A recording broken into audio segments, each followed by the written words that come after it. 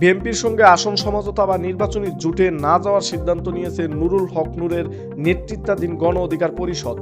দলটি এককভাবে নিজেদের দলীয় প্রতীক নিয়ে 3 আসনে নির্বাচনে অংশ নেওয়ার প্রস্তুতি নিচ্ছে। রোববার দলের জাতীয় নির্বাহী কমিটির এক সভায় এই সিদ্ধান্ত নেওয়া হয়। সবাই দলের মনোনয়ন প্রত্যাশী ও অঙ্গ সংগঠনের দায়িত্বশীল নেতা এবং কেন্দ্রীয় নেতারা উপস্থিত ছিলেন। গণ অধিকার পরিষদের উচ্চতর পরিষদের সদস্য ও গণমাধ্যম সমন্বয়ক আবু হানিফ বিষয়টি নিশ্চিত করে বলেন, সবাই নেতারা স্পষ্টভাবে জানিয়েছে গণ অধিকার পরিষদ একটি বিকল্প রাজনৈতিক শক্তি হিসাবে আত্মপ্রকাশ করতে চায়। আমরা আওয়ামী ফ্যাসিবাদের সঙ্গে যেমন আপোষ করিনি, তেমনি রাজনৈতিক অস্তিত্বের প্রশ্নেও কোনো আপোষ করা হবে না। এই সিদ্ধান্তের মাধ্যমে বিএনপির সঙ্গে আসন সমঝোতা কিংবা জোট গঠনের আলোচনা কার্যত আনুষ্ঠানিকভাবে শেষ হলো বলে মনে করছেন রাজনৈতিক বিশ্লেষকরা। দলীয় সূত্র জানায়, সোমবার 23 ডিসেম্বর এক সংবাদ সম্মেলনের মাধ্যমে গণ অধিকার পরিষদ তাদের অবস্থান আরও বিস্তারিতভাবে তুলে ধরবে।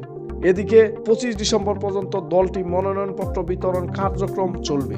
আগামী 28 ও 29 ডিসেম্বর মনোনয়ন প্রত্যাশীরা মনোনয়নপত্র জমা দেবেন। মোহাম্মদ ভাইজিদ প্রবীণ, এই দিন এই সময়।